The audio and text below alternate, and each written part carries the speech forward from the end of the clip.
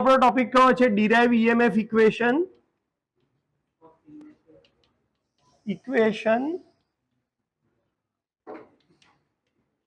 Of single phase transformer.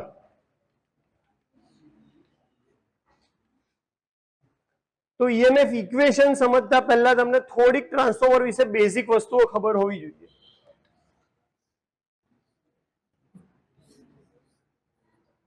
જેમ કે ટ્રાન્સફોર્મરની આ કઈ સાઈડ છે? પ્રાઇમરી. આ કઈ સાઈડ છે?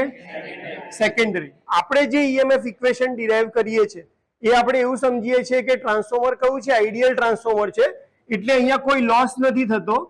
તો જે સપ્લાય વોલ્ટેજ આપીએ છીએ એ જ આપણને અહીંયા E1 તરીકે મળે છે, અને અહીંયા જે E2 માં પ્રોડ્યુસ થાય છે એ તમને ટર્મિનલ ઉપર V2 માં મળે છે. અત્યારે કોઈ લોડ કનેક્ટેડ છે નહીં. આપણે જે ઈએમએફ ઇક્વેશનની વાત કરીએ છીએ, ઇલેક્ટ્રોમોટિવ ફોર્સ ઈએમએફ એટલે કે E1 અને E2, આની વેલ્યુ કેટલી હશે? તમે અહીંયા સપ્લાય વોલ્ટેજ આપી દીધું, પણ અહીંયા E1 ની વેલ્યુ કેટલી હશે? 200 વોલ્ટ આવશે, 100 વોલ્ટ આવશે, કેટલા વોલ્ટ આવશે? એ વેલ્યુ શોધવા માટેનું ઇક્વેશન છે. સેમ વે E2 ની વેલ્યુ પણ કેટલી આવશે એ શોધવા માટેનું આ ઇક્વેશન છે. તો પહેલા તો ટાઇટલ ઉપરથી આપણને ખબર હોવી જોઈએ કે જ્યારે હું કહું છું કે ડિરાઇવ ઈએમએફ ઇક્વેશન, તો કોની વાત કરી રહ્યા છે? તો કે વાઇન્ડિંગના અક્રોસમાં જે વોલ્ટેજ પ્રોડ્યુસ થાય છે E1 અને E2, એની વેલ્યુ શોધવા માટેનું આ ઇક્વેશન છે. કે એ વોલ્ટેજ 200 વોલ્ટ જનરેટ થશે, 400 થશે, 500 થશે, કેટલા વોલ્ટ જનરેટ થશે, એને કહેવાય ઇલેક્ટ્રોમોટિવ ફોર્સ. E1 અને E2 માટેનું ઇક્વેશન છે. કયા ટ્રાન્સફોર્મરનું છે? સિંગલ ફેઝ ટ્રાન્સફોર્મરનું છે. એટલે સપ્લાય તમારો કયો હશે? Single phase. સપ્લાય કયો હશે? એસી કે ડીસી? એસી, કારણ કે ટ્રાન્સફોર્મર એના ઉપર વર્ક કરે, એસી સપ્લાય ઉપર. બેઝિક પ્રિન્સિપલ શું છે કે ભાઈ જે ઈએમએફ પ્રોડ્યુસ થાય છે એની વેલ્યુ કેટલી છે, એના ઉપર ડિપેન્ડ કરે છે. તો કે n d∅ by dt, number of turns, n એટલે કે number of turns, change in flux d∅ by dt. એટલે જ્યારે તમે ડીસી સપ્લાય આપતા હતા ડીસી જનરેટરની અંદર, ત્યારે તમારો સપ્લાય કયો હતો? ડીસી. તો ડીસી માં ફ્લક્સની વેલ્યુ કેવી આવે? કોન્સ્ટન્ટ. એમાં ફ્લક્સની વેલ્યુ ચેન્જ થતી નથી. એટલા માટે તમે કોને રોટેટ કરતા હતા? કંડક્ટરને રોટેટ કરતા હતા. બેમાંથી એક વસ્તુ રોટેટિંગ હોવી જોઈએ. તો ડીસી ની અંદર તમારો ફ્લક્સ કોન્સ્ટન્ટ છે, એટલા માટે આપણે કંડક્ટરને રોટેટ કર્યા. અહીંયા તમારા કંડક્ટર કેવા છે? કોન્સ્ટન્ટ. એ પોતાની જગ્યાએથી હલવાના નથી. તો તમારે કોને રોટેટ કરાવવો પડશે? ફ્લક્સ. એટલા માટે આપણે સપ્લાય કયો લીધો? એસી. એસી સપ્લાયમાં તમારા કરંટનો નેચર કેવો છે? અલ્ટરનેટિંગ. અને ફ્લક્સ હંમેશા શેના લીધે પ્રોડ્યુસ થાય? જ્યારે કરંટ ફ્લો થાય તો. બરાબર. ડીસી ફિલ્ડ જનરેટરની અંદર, એટલે ફિલ્ડ વાઇન્ડિંગમાં આપણે શું કરતા હતા? કરંટ પસાર કરીએ તો એમાંથી શું પ્રોડ્યુસ થતું હતું? ફ્લક્સ. એ ફ્લક્સનો નેચર કેવો હતો? કોન્સ્ટન્ટ. કેમ? કારણ કે સપ્લાય કયો હતો? ડીસી. અહીંયા તમારો સપ્લાય કેવો છે? એસી. એટલે તમારો ફ્લક્સ પણ કેવો આવશે? એસી. એટલે તમારા કંડક્ટર સ્ટેડી છે, તો અહીંયા ઈએમએફ પ્રોડ્યુસ થશે. ખ્યાલ આવે છે? તો ટ્રાન્સફોર્મરની શરૂઆત ઈએમએફ ઇક્વેશન ડિરાઇવ પાર્ટ જલ્દી આવતો રહે, પહેલી બેન્ચ પર બેસે. ડીસી ફ્લક્સ એટલે આપણે ઈએમએફ ઇક્વેશનની શરૂઆત ક્યાંથી થશે? તો કે ઈએમએફ ના ઇક્વેશનથી. E equal two minus n d∅ by dt. ફ્લક્સની અંદર જે ચેન્જ થાય છે એનું ડેરિવેટિવ. એસી સર્કિટમાં તમે ભણી ગયા કે ભાઈ ઇન્સ્ટન્ટેનિયસ કરંટની વેલ્યુ I ઇક્વલ ટુ શું આવે?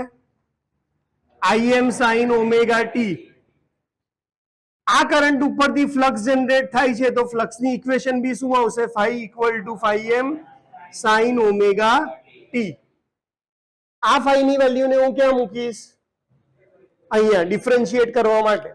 એટલે E ની વેલ્યુ શું થઈ જશે? EMF ની value minus n into derivative of phi m sin omega T. ખ્યાલ આવે છે? ફ્લક્સની વેલ્યુની જગ્યાએ મેં શું મૂક્યું? phi m sin omega T. કેમ? કારણ કે આ ફ્લક્સ કરંટ ઉપરથી જ ડેવલપ થયો છે અને કરંટનો નેચર શું છે? Instantaneous current. Im sin omega T. તો ફ્લક્સની ડેફિનેશન બી શું આવશે? phi equal to phi m sin omega T, instantaneous value of flux. આ કઈ વેલ્યુ છે? Maximum value. એસી સર્કિટમાં આ ડિફરન્સ તો ખબર છે ને, એવરેજ વેલ્યુ આવે, આરએમએસ વેલ્યુ આવે, મેક્સિમમ વેલ્યુ આવે. તો આ એની મેક્સિમમ વેલ્યુ છે અને આ કઈ છે? Instantaneous value. અહીંયા આપણે મૂક્યું phi m sin omega T, એટલે આપણને એનું ડિફરન્શિએશન કરતા આવડવું જોઈએ. તો E equal two minus n phi m as it is. sin omega T નું ડિફરન્શિએશન શું થાય? તો કે ઓમેગા બાર sin નું શું થાય?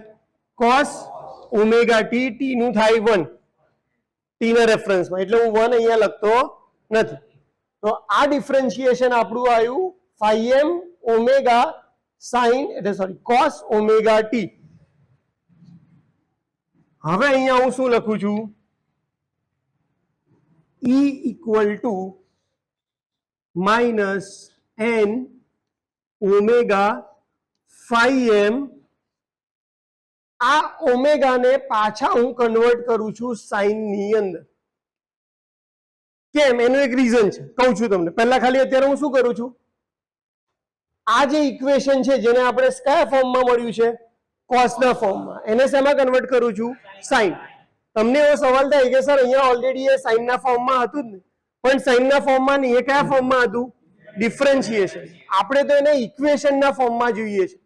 ઇક્વેશનના ફોર્મમાં એ કયા ફોર્મમાં છે? કોસમાં. હું એને શેમાં કન્વર્ટ કરીશ? સાઇનમાં. જો મારે એને સાઇનમાં કન્વર્ટ કરવું હોય તો એની વેલ્યુ કેટલી થાય? Sine 90 minus omega T. જ્યારે બી તમે કોસને સાઇનમાં કન્વર્ટ કરવા માંગો ત્યારે એની વેલ્યુ થશે 90 માઇનસ ઓમેગા ટી. અહીંયા હું લખું છું E. આ માઇનસ ને અંદર લઈ જાઉં તો ઓમેગા phi m sin, અચ્છા n રહી ગયો. આ માઇનસ જતું રહ્યું, ખબર પડી ને? આ માઇનસ ને હું ક્યાં લઈ જાઉં છું? અંદર. એટલે 90 છે એ માઇનસ થઈ જશે અને આ ઓમેગા ટી શું થઈ જશે? Plus. sin omega T minus. આટલે સુધી કોઈને ડાઉટ છે? કેમ સાઇનમાં કન્વર્ટ કરવી છે? તો કે મારે કરંટ અને વોલ્ટેજને કમ્પેર કરવા છે. અહીંયા આવશે E equal to em sin omega T minus 90. આ બંને વેલ્યુને મારે કમ્પેર કરવી છે. આનાથી મને ખબર શું પડશે? તો કે કરંટ અને વોલ્ટેજની વચ્ચે કેટલા ડિગ્રીનો એંગલ છે? 90 ડિગ્રીનો.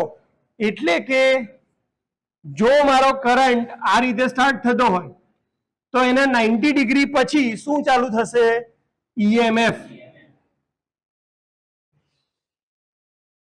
આ બંને વચ્ચેનો ડિફરન્સ ખબર પડે એટલા માટે મેં એને શેમાં કન્વર્ટ કરી છે? સાઇનની અંદર કન્વર્ટ કર્યું છે. હવે આગળની વાત કરીએ. I equal to im sin omega T, phi equal to phi m sin omega T, E equal to em sin omega T minus 90. આનો મતલબ હું એવું લખી શકું કે em equal to n omega phi m. ધ્યાનથી જો, sin omega T minus 90 as it is છે. આ બધાની જગ્યાએ હું શું લખી શકું? em. કેમ? કારણ કે E ઇક્વલ ટુ શું છે? em sin omega T minus 90. AC સર્કિટમાં આટલું તો ભણ્યા છો. Instantaneous value. આ પણ ઇન્સ્ટન્ટેનિયસ વેલ્યુ છે. ઇક્વલ ટુ શું લખ્યું મેં અહીંયા? em એટલે E ની maximum value multiply by sin omega T minus 90. હું આ ઇક્વેશનને અને આ ઇક્વેશનને કમ્પેર કરી શકું? તો અહીંયા em ઇક્વલ ટુ શું થઈ જશે? બાકીની ઇક્વેશન તો સેમ જ છે બંને જગ્યાએ. આ ઇક્વેશન જુઓ અને આ ઇક્વેશન જુઓ. ખ્યાલ આવે છે? em ઇક્વલ ટુ શું લખી શકું? n omega phi m. એનો મતલબ આ ઈએમએફ ની કેવી વેલ્યુ છે? Maximum value. જો મને એવું કે ટ્રાન્સફોર્મરનો મેક્સિમમ ઈએમએફ ની વેલ્યુ કેટલી હશે, તો મને કેટલી વસ્તુ જોઈએ? એન ની વેલ્યુ ખબર હોવી જોઈએ, ઓમેગા ખબર હોવી જોઈએ, અને બીજું શું ખબર હોવી જોઈએ? ફાઈ એમ. ઓમેગા કોઈ બી જગ્યાએ શું હોય? Omega equal to 2 pi F. Omega ની વેલ્યુ ફિક્સ જ છે. ઓમેગા ઇક્વલ ટુ શું થશે? 2 પાઈ એફ. એટલે હવે હું શું લખીશ? EM equal to n into 2 pi F into phi M. Okay. ટ્રાન્સફોર્મરમાં આપણે જ્યારે પણ આ વેલ્યુ માપીએ છીએ, તમે વોલ્ટમીટરથી વેલ્યુ માપો છો ત્યારે મને કોઈ કહે કે અહીંયા વોલ્ટેજની વેલ્યુ માપો, તો હું મલ્ટીમીટર અહીંયા લગાડીશ અને આપણે જે વેલ્યુ માપીએ છીએ કઈ વેલ્યુ હોય છે? આરએમએસ હોય છે, મેક્સિમમ હોય છે, એવરેજ હોય છે, કઈ વેલ્યુ હોય છે? આરએમએસ. એનો મતલબ કે તમે જે મેજર કરી શકો છો એ ક્વોન્ટિટી કઈ છે? આરએમએસ. આપણો મેઇન ઇન્ટરેસ્ટ છે ફોર્મ્યુલા ડેવલપ કરવામાં કે જે વેલ્યુ શેમાં મળે? આરએમએસ માં. અહીંયા તો આપણને શેમાં મળે છે? મેક્સિમમમાં. તો મારે એને શેમાં કન્વર્ટ કરવી પડે? આરએમએસ. આરએમએસ ની વેલ્યુ શું આવે? તો કે ઈ RMS equal to EM divided by √2. આ ફોર્મ્યુલા એસી સર્કિટમાં આવતી હતી. હવે મને એવું ના કહેતા કે સર આ ખબર નહીં પડે. આ તમારે યાદ રાખવી પડશે, બરાબર? કે કોઈ બી વસ્તુનું આરએમએસ શોધવું હોય તો તમને શું ખબર હોવી જોઈએ? Maximum divided by √2. એટલે અહીંયા મેક્સિમમ ની વેલ્યુ કઈ છે? n ઇન્ટુ 2 પાઈ. પાઈ ની જગ્યાએ હું પાઈ ની વેલ્યુ મૂકી દઉં છું. કેટલી? 3.14 multiply by F multiply by phi M divided by √2. એટલે અહીંયા લખીએ તો 2 into 3.14 divided by √2 multiply by n multiply by F multiply by phi M. આ તમારી વેલ્યુ થશે ERMS. ERMS ઇક્વલ ટુ, જો તમે આને સોલ્વ કરશો તો 6.28 ભાગ્યા √2 એટલે આવશે 4.44. તો ERMS ઇક્વલ ટુ થશે 4.44 multiply by n multiply by f multiply by phi એમ.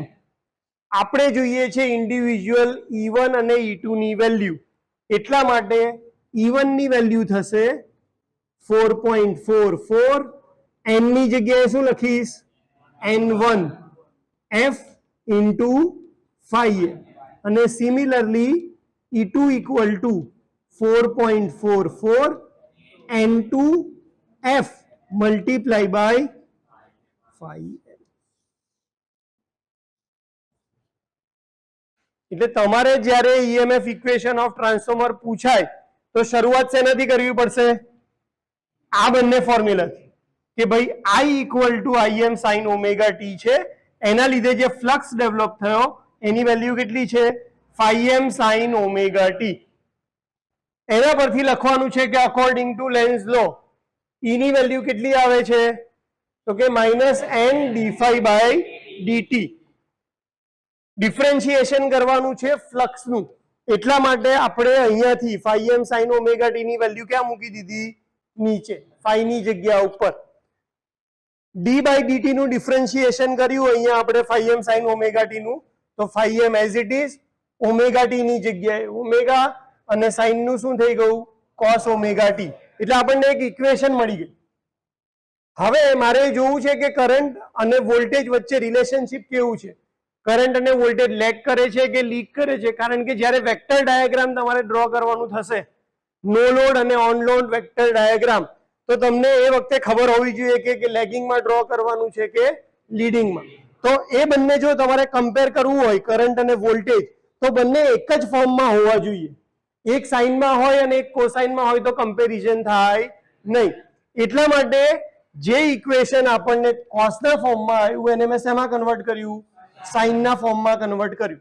સાઇનના ફોર્મમાં કન્વર્ટ કરવા માટે કોસની જગ્યાએ સાઇન અને 90 માઇનસ શું થઈ ગયું? Omega T. અહીંયા માઇનસ સિમ્બોલ હતો, એ માઇનસ ને હું ક્યાં લઈ ગયો? અંદર. એટલે પ્લસ 90 હતા એ શું થઈ જશે?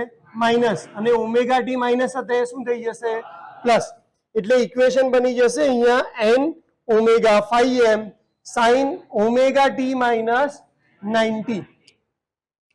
આ બધા જ ઇક્વેશનમાં જે રીતે લખ્યું છે એ રીતે ઈએમએફ માટે ઇક્વેશન લખી શકાય કે em sin omega T minus 90. આ ઇક્વેશન અને આ ઇક્વેશનને કમ્પેર કરો તો આપણે કહી શકીએ કે ભાઈ em એટલે કે મેક્સિમમ વેલ્યુ કેટલી થશે? તો કે n into omega into 5m. આપણી પાસે મેક્સિમમ વેલ્યુ છે, એમાં ઓમેગાની વેલ્યુ આપણને ખબર છે કે ઓમેગા એટલે કે 2 ઇન્ટુ પાઈ ઇન્ટુ f. એટલે ઓમેગાની જગ્યાએ શું મૂકી દીધું? 2 પાઈ f. એટલે આપણી મેક્સિમમ ઈએમએફ ઇક્વેશનની વેલ્યુ થઈ n ઇન્ટુ 2 પાઈ f ઇન્ટુ 5m.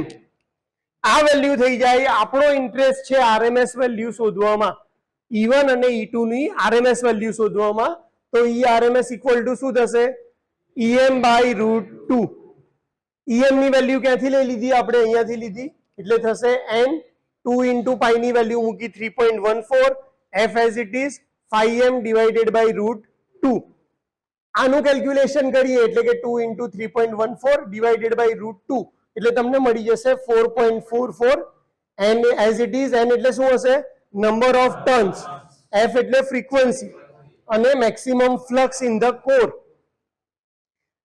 ઈઆરએમએસ આપણે પ્રાઇમરી સાઈડ અને સેકન્ડરી સાઈડ જોઈએ તો આપણે ટર્ન્સ n1 અને n2 અહીંયા લેવા પડે.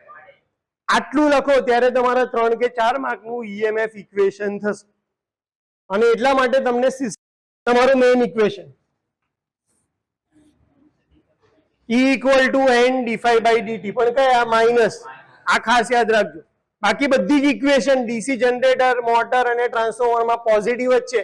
આ એક જ ઇક્વેશન લેન્ઝ લો પ્રમાણે એવું છે કે જેમાં સાઇન કઈ આવે છે? માઇનસ. આ ઇક્વેશન થઈ જાય પછી એમાં ફ્લક્સની વેલ્યુ મૂકી લેશો અને કોસ આવશે. એટલે તમને કન્વર્ઝન આવડવું જોઈએ કે કોસનું શેમાં કન્વર્ટ કરવાનું છે? સાઇનમાં. તો કે કોસનું સાઇનમાં કન્વર્ટ કઈ રીતે થાય? તો કે 90 માઇનસ આ ઓમેગા ટી ની વેલ્યુ કરવી પડે. 90 માઇનસ ઓમેગા ટી કરો પછી સિમ્પલ શું કરવાનું છે? માઇનસ ને ક્યાં લઈ જવાના છે? અંદર. એટલે તમારી વેલ્યુ થઈ જશે ઓમેગા ટી માઇનસ 90.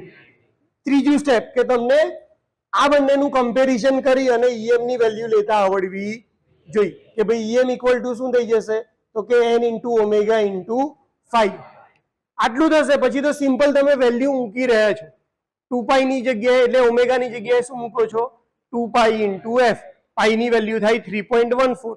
કેલ્ક્યુલેશન કરશો એટલે 4.4 આવી જ જવાનું. અને પછી ઇન્ડિવિજ્યુઅલ વોલ્ટેજ માટે લખો છો એટલે E1 અને E2 અહીંયા શું થઈ જશે? N1 અને N2. એટલા માટે આપણે જ્યારે આ બંનેનો રેશિયો લેતા હતા ત્યારે શું લખતા હતા? E1 upon E2 equal to શું લખતા હતા? N1 upon N2. કેમ? કારણ કે બાકીની બધી વેલ્યુ કેવી થઈ જશે? કેન્સલ થઈ જશે. તો જ્યારે બી રેશિયો લેવા જાઓ ત્યારે આ તમારો ટર્ન રેશિયો તમને મળે. અને ટ્રાન્સફોર્મેશન રેશિયો શું હતો? N2 બાય N1 એટલે કે E2 બાય E1. એ હતો તમારો ટ્રાન્સફોર્મેશન રેશિયો. આ સવાલ બધી જગ્યાએ પૂછાવાનો જ છે. મોસ્ટ આઈએમપી સવાલ જીટીયુ માં દર